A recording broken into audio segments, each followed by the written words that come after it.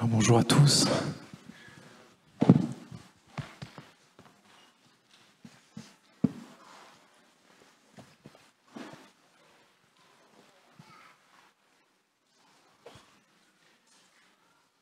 Vous savez que dans l'iconographie, les enseignements costauds et forts, on les fait assis. C'est pour ça qu'on a écouté l'évêque qui était assis. Après, le petit Godelureau, il peut se mettre debout. Il faut qu'il compense, vous voyez. Ma tâche aujourd'hui, c'est de vous parler de la sainteté, de cet appel à la sainteté que le Seigneur fait à chacun d'entre nous. Et si vous le voulez bien, en gros, on va d'abord parler du péché parce que c'est une réalité dont il faut parler simplement pour pouvoir mieux en sortir, mieux vivre avec, entre guillemets. Ensuite, on parlera du don de Dieu, de ce que Dieu fait pour nous constamment, pour nous aider justement à répondre à cet appel à la sainteté. Et puis ensuite, si vous le voulez bien, on essaiera de voir, mais tout ça succinctement, forcément en 45 minutes, ça va être un peu rapide. Quelle est la réponse de l'homme? Comment est-ce que l'homme peut répondre à ce projet de sainteté? Alors il y a une phrase dans l'Écriture, moi, qui m'a toujours étonné. C'est cette phrase qu'on peut lire en Matthieu 5, verset 48. « Soyez saints comme votre Père céleste est saint ». Vous pouvez aller voir dans l'Écriture, c'est écrit en toutes lettres, soyez Père, soyez saints comme votre Père céleste est saint. Moi, si j'avais eu Jésus devant moi à ce moment-là, je l'aurais un peu agressé. Comment tu veux, Seigneur, que je sois saint, moi. Tu me connais, Seigneur. Comment tu veux que je sois saint? Et tu veux que je sois saint comme le Père en plus. Mais une fois qu'on s'est cogné à cette folie, forcément, on se pose la question, on se demande, mais est-ce que le Seigneur n'est pas en train de me dire quelque chose qui, justement, parce que ça me paraît impossible, est possible? Est-ce que le Seigneur n'est pas en train de me dire, mais toi tout seul, de toutes les façons, c'est mort. Tu n'y arriveras pas. Dis-toi tout de suite que c'est impossible. Pour qu'ensuite mon Père puisse venir combler ton cœur. Pour qu'ensuite mon Père puisse venir t'aider à être et à vivre de ce qu'il vit. Vous voyez? C'est-à-dire l'amour qu'il y a entre le Père, le Fils et le Saint-Esprit. Vous voyez? La Trinité. C'est tout le projet de Dieu, c'est qu'on puisse vivre dès cette terre et pour l'éternité dans la Trinité. Voilà. Mais bon, il y a un problème, c'est qu'on est pécheur. Enfin, il y a un problème. Un grand-père de l'Église parlera du péché comme la bienheureuse faute. C'est qu'on est pécheur. Vous savez, Saint Jean de la Croix définit le péché d'une façon très très simple, et moi je trouve ça très très belle. C'est comme une vitre, d'accord, qui laisserait passer la lumière. Nous serions comme une vitre, vous voyez, qui laisserait passer la lumière de Dieu. Eh bien, le péché, c'est ce qui empêche de laisser passer la lumière. Voilà. C'est idiot, mais volontairement, c'est ça le péché, volontairement, on rajoute de l'huile, de la cire, de la couleur, la nôtre, ma couleur, sur la vitre. Ce qui fait que la lumière de Dieu ne peut pas passer comme elle veut passer. Vous voyez, c'est ça le péché. Il y a d'autres définitions du péché. Une autre définition du péché, plus philosophique. Le péché, c'est une absence de bien. Vous prenez une feuille de papier, vous déchirez la feuille de papier, le péché c'est ça. C'est le trou dans la feuille de papier. La fin de la feuille de papier, c'était une feuille de papier sur laquelle on peut écrire, sur laquelle on peut dessiner. Mais si vous la déchirez, si vous faites un trou dedans, la feuille de papier, elle va servir à autre chose. Picasso va s'en servir. Mondrian aussi. Tous ceux qui ont fait des collages le savent, les enfants le savent très bien. On peut quand même... Il y a moyen de moyenner, comme on dit. Mais bon, voilà, le péché. D'autres façons de parler du péché avec la même image, c'est la musique, tout simplement. On a tous en tête peut-être un morceau de Mozart, je ne sais pas moi, le concerto pour clarinette, Köchel 622, vous connaissez par cœur. Pa, pa, pa, pa, pa, pa. Pa, pa, pa, pa, pa, pa, pa. Pas oublier le soupir.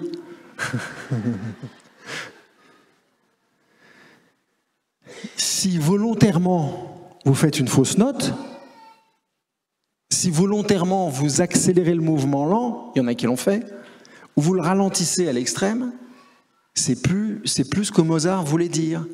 En fait, c'est une page d'amitié que Mozart écrit à un de ses amis francs-maçons pour lui donner de la joie, oublier le fait qu'il soit franc-maçon, c'est son ami. Alors pour lui montrer son amour, il lui écrit cette page. Voilà, concerto pour clarinette. Et c'est vrai que quand on écoute ce mouvement lent, le mouvement lent du concerto, on est rempli d'amour. Alors il y a un film qui s'en est bien servi avec Robert Redford et comment elle s'appelle, Meryl Streep, une scène extraordinaire dans la savane africaine où on voit bien qu'il est en train de se passer un truc, quoi. Voilà, le péché c'est une absence de bien. Une autre façon encore d'en parler, imaginez, alors c'est un père de l'Église qui utilise cette image, imaginez un tireur à l'arc qui a pour but une cible. On a tous au fond de notre cœur une cible dans la tête. Je ne sais pas, ça peut être aimer votre épouse, aimer votre époux, ça peut être heureux, ça peut être avoir de l'humour, ça peut être réussir financièrement. Pas trop vite dire que ce genre de choses, ce sont des choses banales. Ça peut être tout simplement être aimé. Il y a un stade de l'existence où c'est super important.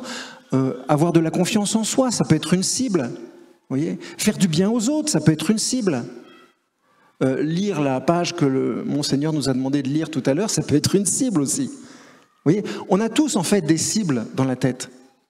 Eh bien, ces cibles, elles sont données par l'Esprit Saint. C'est l'Esprit Saint qui nous met dans le cœur des cibles justes, des bonnes cibles. Tu es mon fils bien-aimé, en toi j'ai mis tout mon amour. Voilà une bonne cible, c'est reconnaître que nous sommes des enfants de Dieu, les enfants du Père, et que le Père nous aime, vous voyez. Mais volontairement, au lieu de vous tirer dans la cible, qui n'est pas si loin que ça, il n'y a pas tant de vent que ça. Parce que je dis ça parce que souvent on dit oui, mais moi si j'arrive pas à aimer Dieu, c'est à cause de ça. Si j'arrive pas à aimer mon mari, c'est parce que je suis hypocondriaque, c'est parce que ma mère m'a pas aimé, mon père m'a pas aimé, ou c'est parce que ceci, c'est parce que cela. Vous savez, on se retrouve facilement dans le triangle de Karpman, hein, c'est-à-dire que on se situe facilement comme une victime, un bourreau ou un sauveur. Et on se réfugie dans la position du sauveur, dans la position du bourreau, dans la position de la victime. On se victimise, ça marche très très bien, la victimisation. Ouais, c'est pas de ma faute si j'ai loupé la cible. D'ailleurs, il y en a un qui va le dire, hein, c'est Adam, quand le Seigneur lui dira, mais enfin, qu'est-ce que tu as fait ? C'est pas moi, c'est elle. C'est pas moi, c'est elle. C'est pas moi, c'est lui. C'est pas de ma faute, c'est la faute du Père. C'est le Père qui nous a dit que, quand vous parlez des curés ou des évêques, si l'Église va si mal, c'est à cause des évêques. Bah, que je sache, l'Église, c'est pas les évêques. Non. L'Église, c'est les baptisés. C'est l'ensemble des baptisés. Et les évêques, comme les prêtres, sont à votre service. C'est pas Monseigneur. Évidemment, on a besoin d'eux, mais arrêtons de les... Enfin, il faut les suivre, hein, mais... Ce qu'il faut bien comprendre, c'est que la cible, le cœur de la cible, c'est le Seigneur Jésus qui nous y met et qui nous y garde. Et pécher, c'est volontairement tirer à côté de la cible. Parce que je pense que j'ai raison. Et que je pense qu'en faisant ça, eh bien, je vais faire du bien, je vais atteindre la cible. C'est plus Dieu qui me dit, voilà, pour viser le centre de la cible, il faut que tu t'alignes. Mais c'est moi qui décide que pour aller au centre de la cible, il faut que je fasse ceci ou il faut que je fasse cela. Vous voyez ? C'est Maurice Zindel qui dit ça.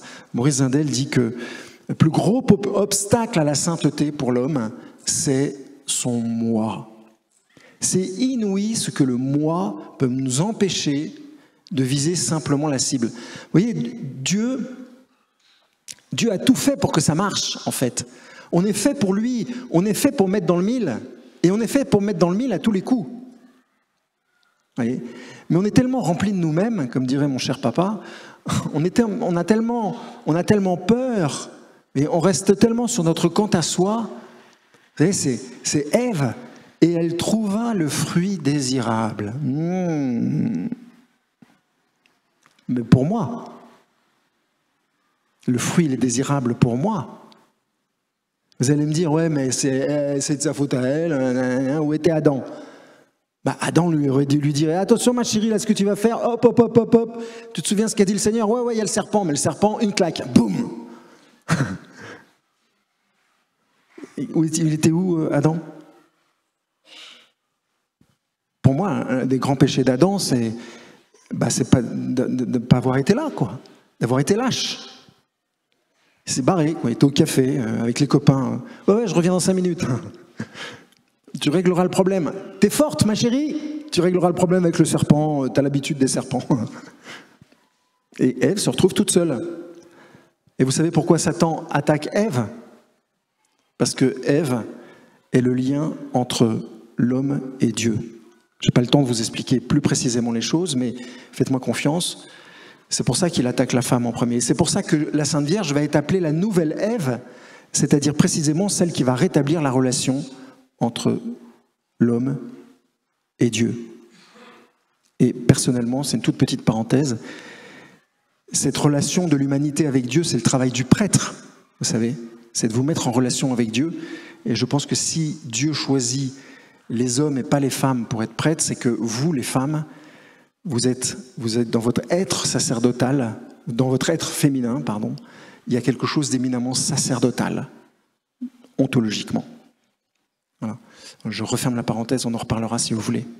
Bref, le péché, dernière petite chose sur le péché, c'est une histoire qui m'a toujours amusé. Imaginez Jésus avec les apôtres qui sont sur la rive, ils vont à Capharnaüm.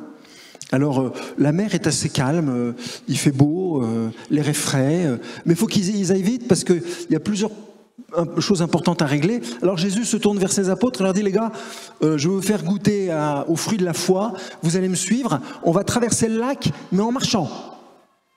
D'accord ? Vous me suivez ? Il y en a un autre qui le fera, hein, c'est Pierre qui le fera dans un épisode célèbre. Mais alors ils se mettent à suivre Jésus. Super sympa. Alors d'abord ils sont à côté de Jésus, ils disent, wow, dis donc c'est sympa, on voit les poissons, machin, etc. Puis dis donc ça va bien plus vite, etc., etc. Ils arrivent au milieu du lac, et au milieu du lac, Pierre, toujours Pierre. Pierre va voir le Seigneur et lui dit, Seigneur, il y a un problème. On a paumé Judas.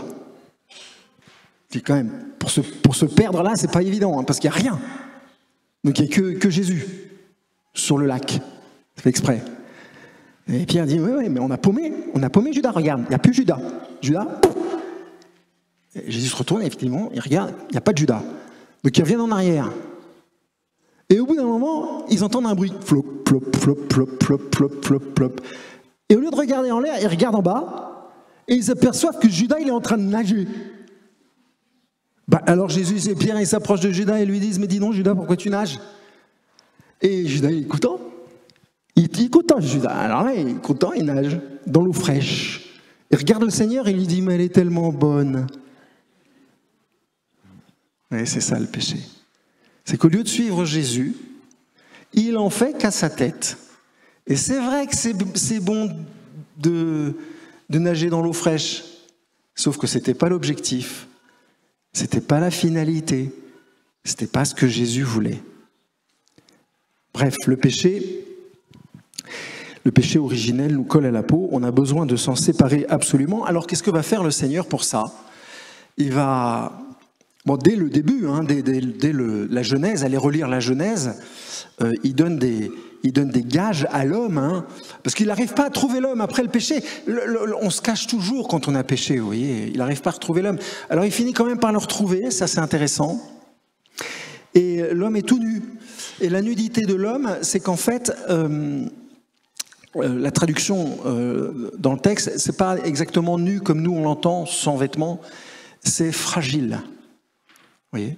L'homme, quand il voit Dieu, se retrouve dans sa grande fragilité et il n'assume pas. Il n'assume pas sa fragilité. Il n'assume pas sa nudité. Alors qu'est-ce qu'il fait l'homme? Parce qu'il n'assume pas. Eh bien, il fait ce que j'ai fait un jour avec mes petits frères, parce que j'ai 3 frères. Quand on avait une dizaine d'années, là, on est allé dans les vignes et puis on a vu si ça allait marcher ou pas. Donc on a pris des feuilles de vigne, on s'est mis autour du zizi. Ne faites pas cette expérience, ne la faites plus, imaginez-la, parce que moi j'ai le privilège de l'avoir fait. Mais je vais vous dire un truc, ne le répétez à personne. Donc imaginez la scène avec mes 4 frères dans la vigne, on coupe les feuilles de vigne, on se les attache, d'ailleurs, gros problème pour attacher les feuilles de vigne, et ensuite gros problème pour attacher les feuilles de vigne autour de soi, quoi, vous voyez. Alors, évidemment, entre garçons, on n'est pas très très fin. Hein. Ouais, mais il t'en manque une là, je vois tes fesses, etc. Tout. C'était rigolo, quoi. Mais croyez-moi, si vous voulez, c'est super désagréable. On ne fait pas 100 mètres avec une fille de vigne, hein, je vous le dis, moi.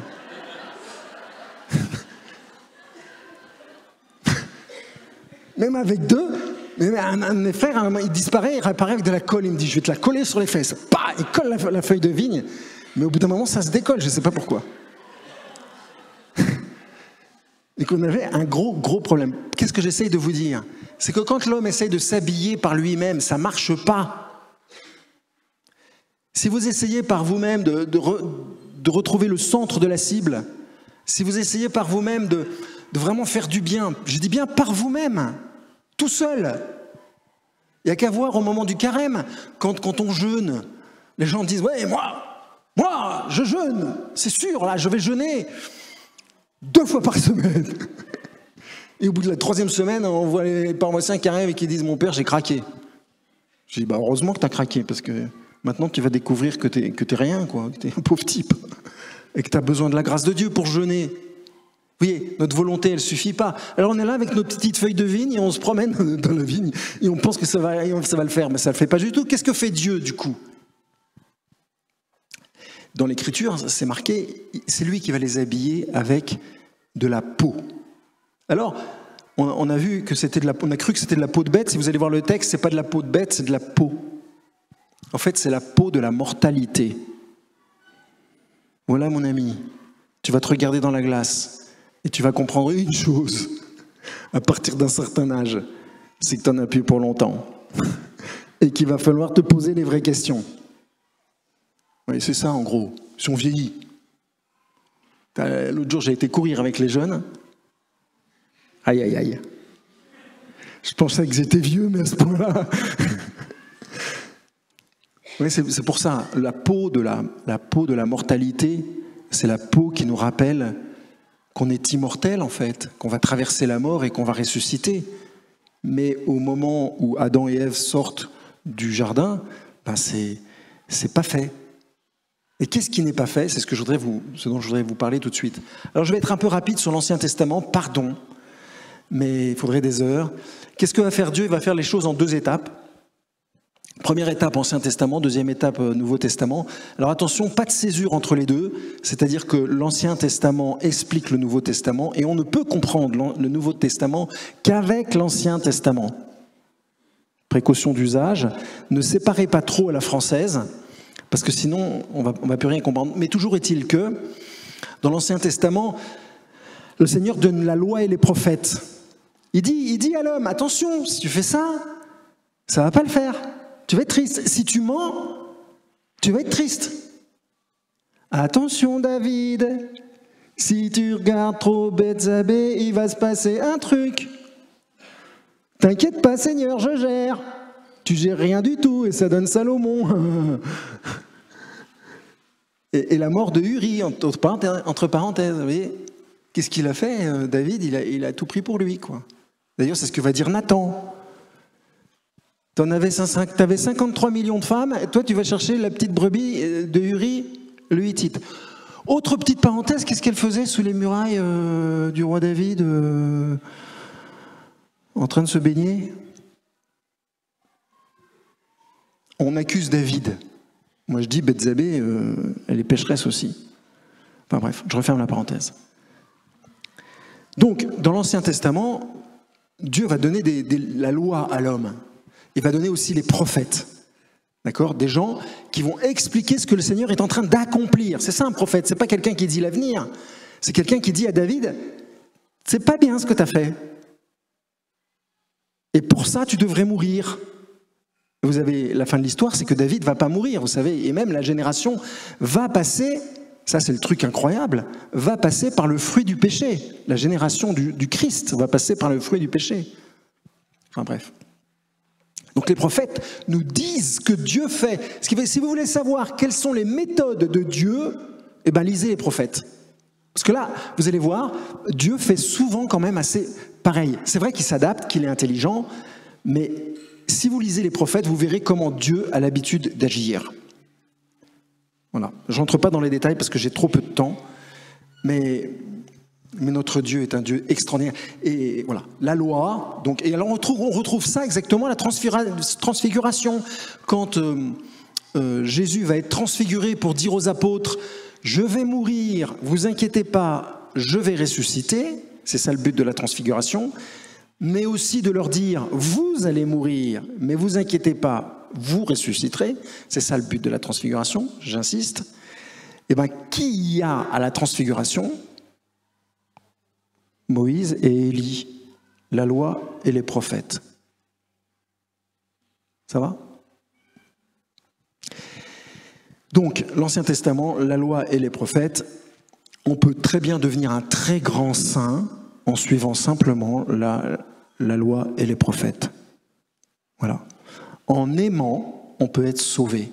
C'est important de dire ça, hein, parce qu'après je vais vous parler de la grâce, je vais vous parler de l'action de Jésus, etc., etc. Mais c'est très important de savoir que ce qui nous sauve, c'est d'aimer. Je vais être un petit peu iconoclaste et j'espère que vous me pardonnerez, mais c'est une phrase qui est importante, je pense, que nous ayons de temps en temps quand même dans la mémoire. Et c'est pas pour que vous n'alliez pas à la messe, surtout un dimanche. Mais vous voyez, Jésus n'a jamais dit « allez à la messe les uns les autres ». Non, mais c'est vrai, il a dit « aimez-vous les uns les autres ». C'est important, ça. Ce qui est important, voilà, c'est d'aimer, c'est de se donner. Hein, c'est ce que disait Monseigneur Barbarin tout à l'heure. On va y revenir. Mais voilà. Et ça, eh bien, la loi de l'amour, on la voit décrite, on la voit expliquée. On voit comment est-ce que le Père très saint nous écoute, nous encourage, à travers tout l'Ancien Testament. Voilà. Mais Dieu se rend compte d'une chose, c'est que agir par l'extérieur, c'est bien, mais s'il pouvait agir de l'intérieur de l'homme, ce serait quand même beaucoup mieux. Parce que l'homme continue à n'en faire qu'à sa tête. Vous savez, l'homme, c'est un peu comme les poules. Hein. Tu lui dis d'aller à droite, elle va à gauche. Vous avez déjà poursuivi des poules pour essayer de les attraper? Il n'y a qu'un moyen pour les attraper, c'est de les endormir. Enfin, je veux dire, c'est de faire en sorte que... Mais l'homme continue à pécher. Et comme Dieu aime l'homme, comme Dieu veut absolument que l'homme réintègre la Trinité et vive la plénitude de l'amour, Dieu qui est malin, il va ruser. Il va nous donner sa présence en nous. Et ça, c'est un truc de fou. Eric, est-ce que tu veux bien venir et te mettre debout là? Je vais vous montrer un truc incroyable. Un truc mais de fou, extraordinaire. Non, mets-toi au milieu là, debout. Voilà. Ne regarde pas, regarde les gens. Et vous voyez quoi? Eric, mais vous avez du mou pour chat dans les yeux ou quoi? Depuis le baptême, t'es baptisé? Depuis le baptême, depuis son baptême, il a la Trinité en lui. Là, t'as le Père, le Fils et le Saint-Esprit. Là.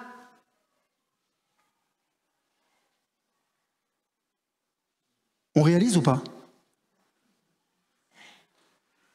Mais il faut absolument qu'on réalise. Et ça, c'est une grande ruse de Dieu. C'est une très grande ruse de Dieu, ça. Par le baptême, et il le fait tout de suite d'entrée de jeu. d'entrée de jeu, quand il va commencer sa mission, il se fait baptiser, lui-même, Jésus. Alors pas du baptême dont on va être baptisé, mais s'il se fait baptiser, c'est simplement pour dire « faites-le ». C'est une flèche, c'est une direction. Le Père nous met une direction. Il nous dit « vous voulez être des saints, allez, prenez cette direction, soyez baptisés ». Qu'est-ce qui se passe dans le baptême? Eh bien Dieu vient dans le pauvre type, parce que c'est un pauvre type. Non mais c'est pas très compliqué à voir, il n'y a pas de cheveux. Non mais c'est gris. Non puis c'est pas très grand. Mais il y a la Trinité. Et la Trinité agit dans notre personne. Et c'est ça que je voudrais vous montrer maintenant. Tu vas rester pas loin parce que j'ai peut-être une idée. Donc, Dieu, grâce au sacrifice du Christ, mort sur la croix et ressuscité d'entre les morts, Dieu, par le baptême, va venir à l'intérieur de nous. Et comme Monseigneur Barbarin nous disait tout à l'heure, Dieu, à l'intérieur de nous, il ne reste pas les bras croisés, si vous voulez.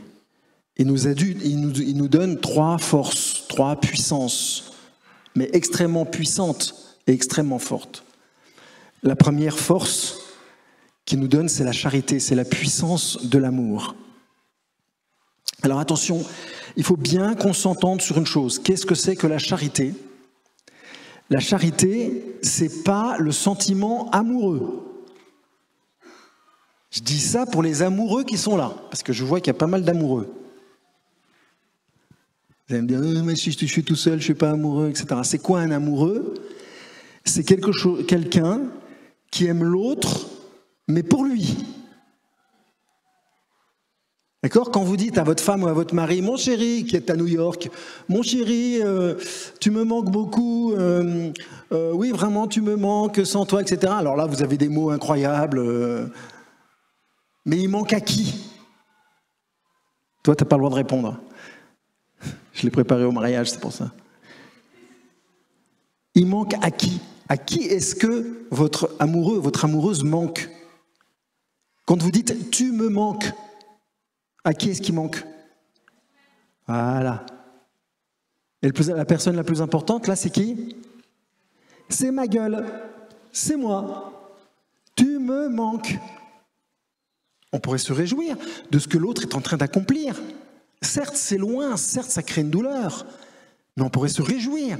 Mais profite bien de ces soirées avec tes amis, profite bien de ce soleil, de cette piscine, de ce...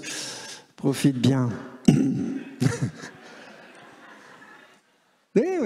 Votre épouse qui vous dit « Ah, mon chéri, c'est vraiment fantastique, etc. On a été chez les Duchemol, ils nous ont prêté leur piscine, on s'est baigné. » Tu peux Judas.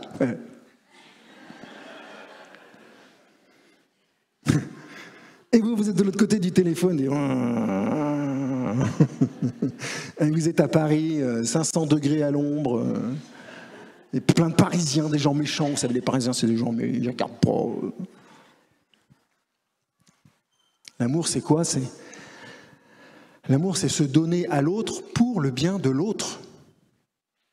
Et ça n'est possible qu'à une condition, c'est que si l'Esprit Saint, l'un de la Trinité, ou Jésus, ou le Père, vous disent comment faire. Si l'Esprit Saint ne vous dit pas comment faire, si l'Esprit Saint ne vous pulse pas, ne vous pousse pas, si l'Esprit Saint n'ouvre pas vos yeux, si l'Esprit Saint ne vous donne pas sa force, les amis, il ne se passera rien. Ou alors plutôt, il se passera l'opposé. C'est-à-dire que vous allez falsifier ce que vous croyez être l'amour. Vous allez construire une espèce de truc qui vous ressemble, mais qui n'a rien à voir avec le projet que Dieu avait pour vous. Vous voyez, aimer, c'est pas non plus être généreux. Parce on croise comme ça de temps en temps des gens, vous savez, dès qu'ils vous croisent, ils vous font un chèque de 500 000 €. Quoi. Ils sont... Moi, j'avais un oncle qui était comme ça. Dès que j'allais chez lui, il me donnait des costumes fantastiques, des trucs fantastiques. Des costumes vraiment magnifiques. Sauf qu'il mesurait 1,74 m et moi, je mesure 1,85 m. Voilà. C'est-à-dire qu'il avait beaucoup de générosité, mais pas beaucoup de charité à ce moment-là. C'est-à-dire qu'en fait, il se faisait plaisir en me donnant ses costumes. Oncle Guy, si vous m'entendez, il y a longtemps que vous avez changé. Voyez, la générosité, c'est bien, mais la charité, c'est mieux. Et la personne charitable, eh bien, elle va essayer de voir ce dont l'autre a besoin. Et la vérité de la vérité, c'est qu'on ne le sait pas. C'est qu'on est aveugle. Tous, on est des aveugles, tous. Seul l'Esprit Saint va nous montrer ce qu'il faut faire, quand il faut le faire. Et parfois, il faut parler, et parfois, il faut se taire. Et parfois, il faut être présent, et parfois, il faut disparaître. Et parfois, il faut agir, et parfois, il faut surtout rien faire. Et tout ça, c'est l'Esprit Saint qui va vous l'expliquer. Comment est-ce qu'on fait? En priant l'Esprit Saint. Alors la particularité de l'Esprit Saint, c'est que non seulement il agit de façon permanente à l'intérieur de nous, c'est ce qu'on appelle la grâce habituelle, mais l'Esprit Saint, il agit aussi de façon ponctuelle, dès que vous l'appelez, en fonction des circonstances. Voilà. Seigneur, j'ai une réunion avec un tel dans 2 minutes, comment est-ce que je fais? Qu'est-ce que je fais? Je vais croiser une telle qui m'énerve. Voilà. Et à ce moment-là, vous priez l'Esprit Saint. Oui. Et l'Esprit Saint, à chaque fois, va vous adapter à la situation. Et va vous donner d'aimer. Est-ce que ça va se faire du premier coup? Bien sûr que non, ce serait trop facile. Sauf si on est devenu très souple à l'action de l'Esprit Saint. Mais souvent, il faut un peu de temps. Et vous voyez, c'est pour ça qu'on est sur la terre. On est sur la terre pour se perfectionner en amour. On n'est pas sur la terre pour se faire plaisir. Et le vrai bonheur, c'est ça. C'est se perfectionner dans l'amour. Alors, je ne peux pas ne pas terminer ce petit passage sur la charité en parlant de Thérèse de l'Enfant Jésus. Parce que souvent, on se fait une montagne des choses et on se dit, mais mon Dieu, je ne vais jamais y arriver. Comment ça? Aimer Christophe? Oh là là là là, mon père, si vous saviez.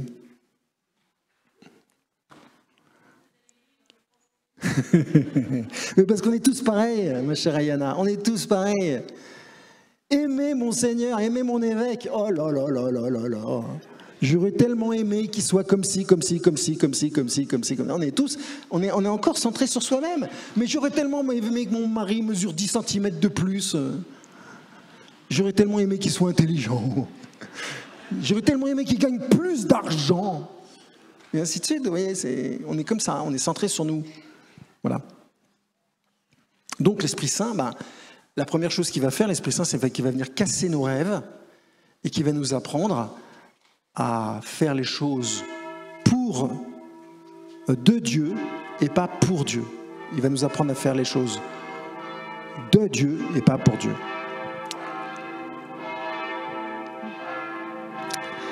La deuxième... Alors évidemment, vous voyez, vous avez senti, je n'ai pas besoin de le préciser, que effectivement, comme a dit Monseigneur Barbarin tout à l'heure, c'est fatigant. C'est vrai, c'est fatigant de pas être parfait, quoi. C'est fatigant de ne pas comprendre, c'est fatigant donc il faut tout le temps remettre le truc sur il faut toujours... Voilà, vous avez compris. Le deuxième don, c'est le don de la foi. Vous pouvez arrêter les cloches. Le deuxième don, c'est le don de la foi. Alors, qu'est-ce que c'est que le don de la foi? La foi, c'est précisément, évidemment que la charité va nous rendre saints.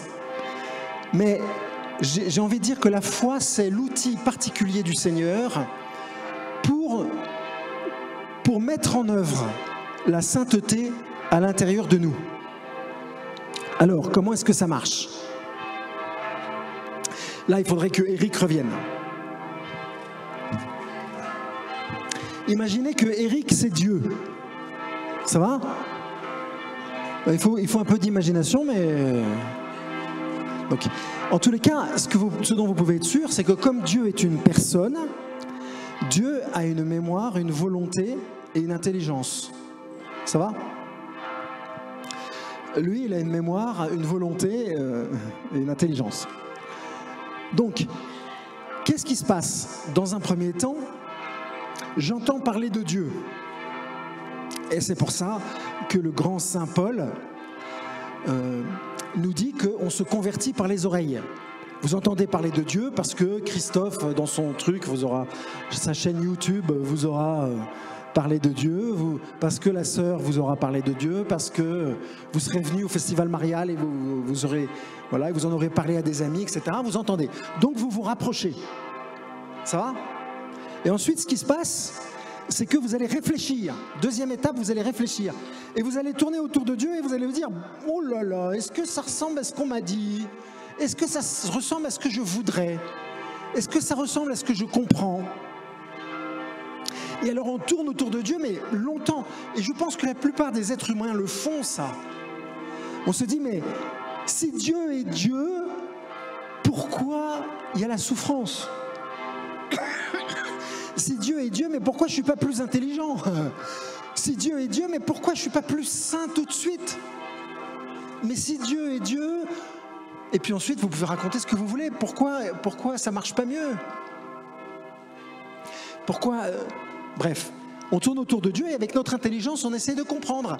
Et Thomas d'Aquin dit que on peut très bien arriver à connaître Dieu par l'intelligence. Et il rajoute une petite phrase géniale, terrible, mais on met très longtemps. C'est-à-dire que par l'intelligence, c'est possible, mais c'est long. Alors il y a un autre moyen qui est plus rapide, qui, comme Monseigneur Barbarin l'a dit tout à l'heure, demande du travail, un travail intellectuel. Voilà. C'est un acte qui va vous donner Dieu directement. À partir du moment où vous avez entendu parler de Dieu, que vous avez réfléchi, et qu'avec ce que vous avez compris de Dieu, vous acceptez d'être en relation avec lui, je dis bien avec ce que vous avez compris de Dieu. N'attendez pas de tout comprendre de Dieu pour pouvoir rencontrer Dieu. Mais avec ce que vous avez compris de Dieu, vous pouvez toucher Dieu. Il y a une femme qui le fait, c'est toujours les femmes qui font les choses extraordinaires dans la Bible, entre autres. Vous savez, cette femme qui perdait du sang, la femme hémorroïs, elle perdait la vie. Elle voit passer Jésus. Vous vous souvenez de ce qu'elle fait? Elle touche le manteau. Et qu'est-ce que fait Jésus? Il la guérit. Et ce que je trouve génial dans cet épisode, c'est que la femme n'est pas en train de dire à Jésus, « Jésus, s'il te plaît, est-ce que tu peux me guérir ?» Vous savez, il y a pas mal de lépreux, des aveugles, des machins, ils sont comme ça, ils sont dans la supplication. C'est bien, c'est bien, c'est bien, c'est bien. D'ailleurs, l'évangile d'aujourd'hui, c'est ce qui va se passer. Mais là, elle vole la grâce. Ah, ça, c'est génial. C'est-à-dire que Jésus est en train de passer, elle court derrière, poup, poup, poup, poup, poup, poup, elle est un petit peu, hop, elle touche le manteau et elle repart dans l'autre sens. Qui m'a touché? C'est ce que dit Jésus. Ça veut dire qu'à chaque fois que vous le touchez, il y a quelque chose qui part de Jésus. Qui part de Jésus. Et qui ne dépend pas de la volonté de Jésus, mais qui dépend de la volonté de celui qui le touche. C'est-à-dire de nous. Relisez ce passage de l'Écriture, la femme hémorroïs. Donc qu'est-ce qu'elle fait? Elle touche Dieu. Qu'est-ce qui se passe ensuite? Téléchargement des fichiers. Non mais c'est vrai, hein? Téléchargement des fichiers. Donc en ce qui concerne le Père Antoine, il faut qu'il soit longtemps devant le Seigneur le matin. Téléchargement des fichiers, mise à jour, download. Hop. On s'arrête et après on va faire ses affaires. Et alors c'est vrai que du coup on est un peu plus... Peut-être il y a des nouvelles fiches, hop, et puis on peut s'adapter, et puis parler de Dieu aux gens, etc. Tout. Et puis on se rend compte au bout d'un moment qu'en fait il manque une fiche. Par exemple, en ce qui me concerne, celle de l'humilité. Hop, tchac, téléchargement. Et Monseigneur a raison, c'est un vrai travail. À se faire télécharger les fichiers de Dieu, c'est un truc quand même. Non mais c'est vrai, parce que Dieu, il a un problème. C'est qu'il va nous charger quelque chose qui vient de sa surnature dans notre nature mortelle. Et ça... c'est pas un problème que pour nous, c'est aussi un problème pour lui. Mais comment je vais faire pour lui faire comprendre, pour lui donner ça? Parce que c'est pas le tout de nous donner les fiches, il faut encore qu'on les lise. savez, c'est comme à l'école. Il faut encore qu'on lui obéisse au Seigneur. Alors, la deuxième chose, c'est la foi. Vous voyez, la foi, c'est une capacité de contact avec Dieu. C'est une adhésion avec Dieu dont je me sais aimé. Tout simplement. Et la prière, c'est ça. C'est ce qui se passe dans la prière, tout simplement. Alors, si vous voulez qu'il se passe quelque chose ici, pendant ces 5 jours, vous n'avez pas besoin d'aller aux ateliers, vous n'avez pas besoin d'aller à la messe, vous n'avez pas besoin d'écouter les conférences, vous n'avez pas besoin d'être gentil avec les gens, vous pouvez aller dans la montagne et poser des actes de foi, je vous assure, il se passera quelque chose. Ne faites pas ce que je viens de dire.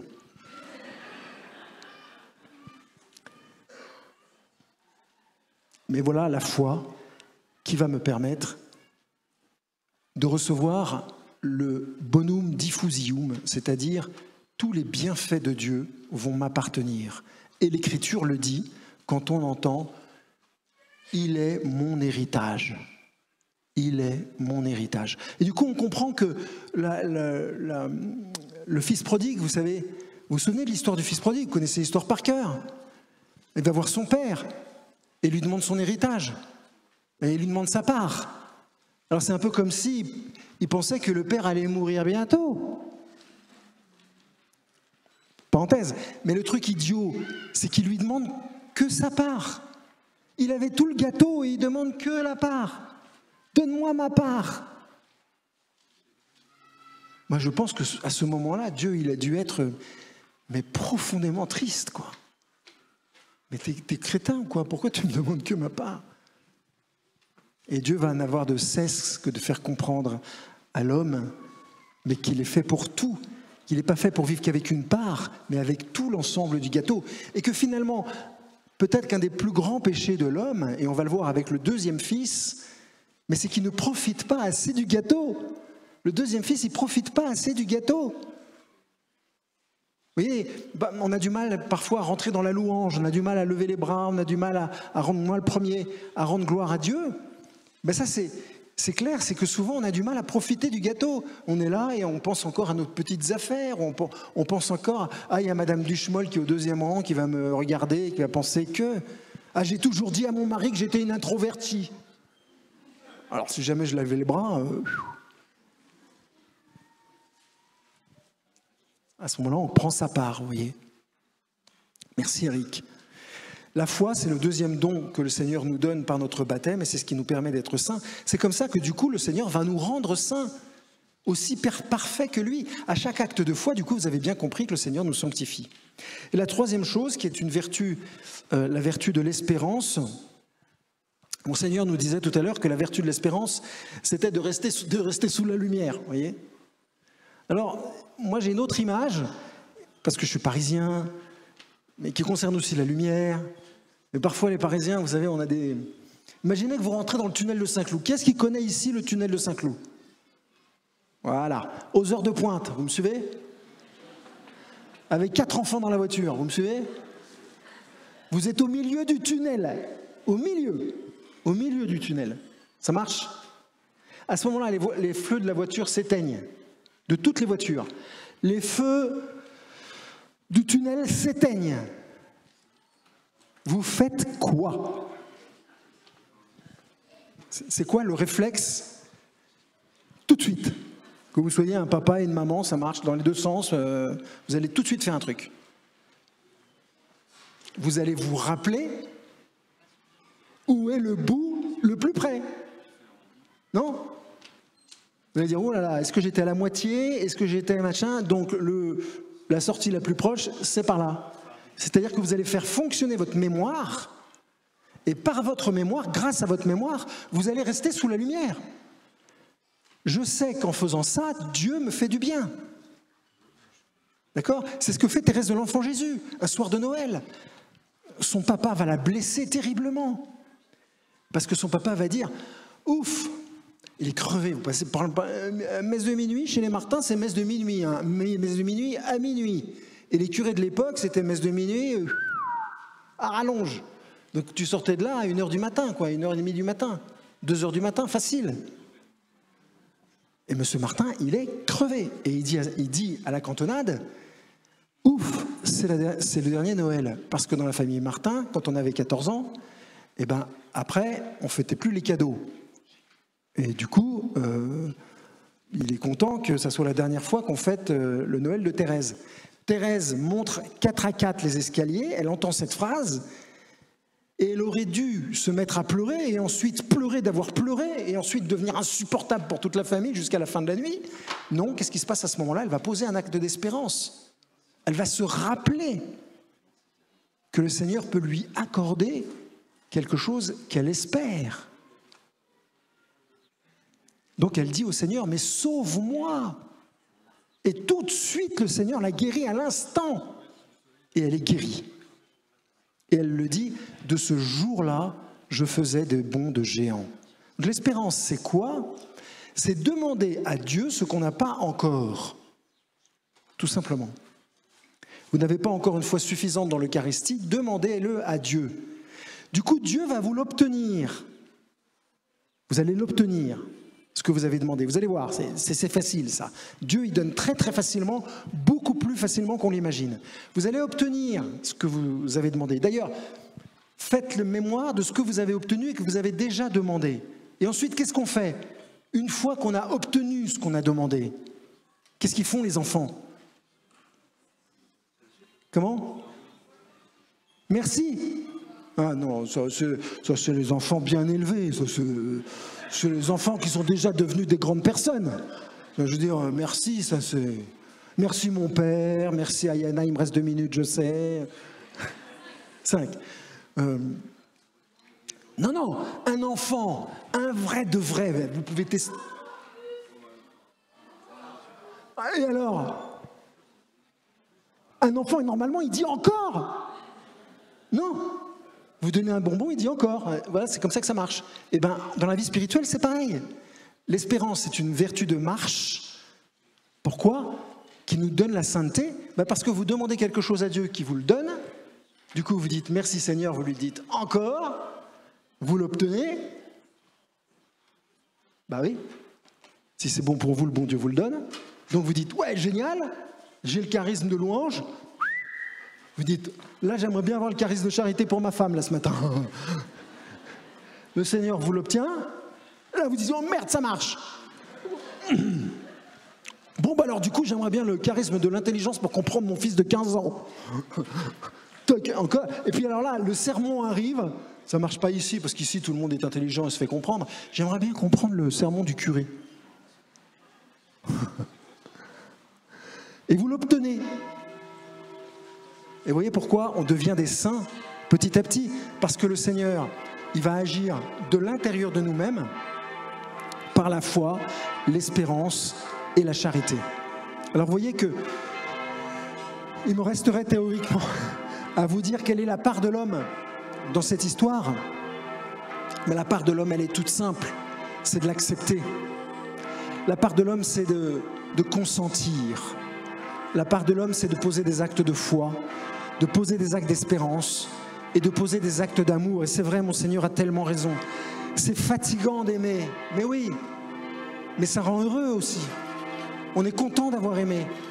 Oui, c'est fatigant, mais bon, on est fatigué, mais on est heureux en même temps. C'est vrai que avoir la foi, ça demande du travail. Un travail intellectuel. Et je sais que certains d'entre nous se disent, mais moi je ne suis pas du tout un intellectuel. Mais oui, mais si on ne le fait pas, Dieu a tellement à nous donner. Comment est-ce qu'il va faire pour nous donner ce qu'il veut nous donner si on refuse le moyen de la foi? Et cette espérance qui est la marque des saints et qui nous fait avancer.